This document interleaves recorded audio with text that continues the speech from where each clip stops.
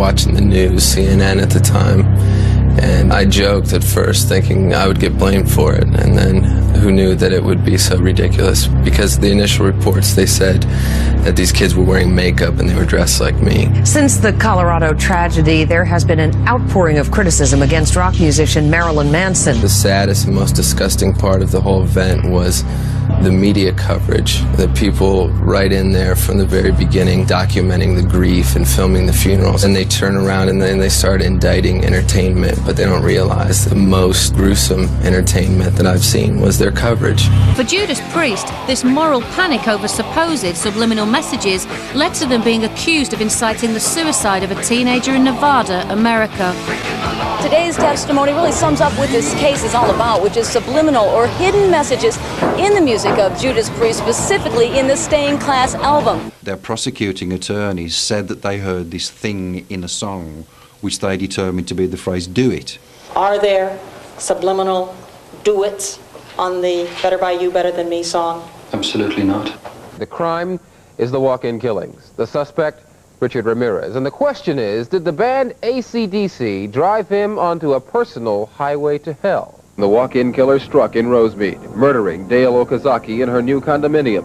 The killer left behind a baseball cap embroidered with the logo AC/DC. A former roommate of Richard Ramirez says the suspect was attracted to the satanic themes in the AC/DC album called Highway to Hell.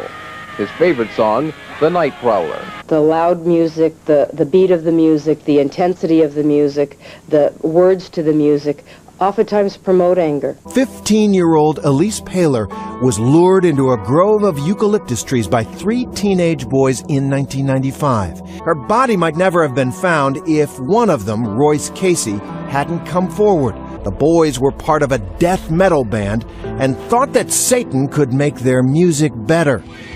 Casey said it was an idea they'd gotten from Altar of Sacrifice, a song by the heavy metal band Slayer. Paler's parents filed suit against the band, trying to hold them partially responsible for their daughter's murder, a suit that was eventually thrown out. The house was rented by Roman Polanski and his wife, Sharon Tate.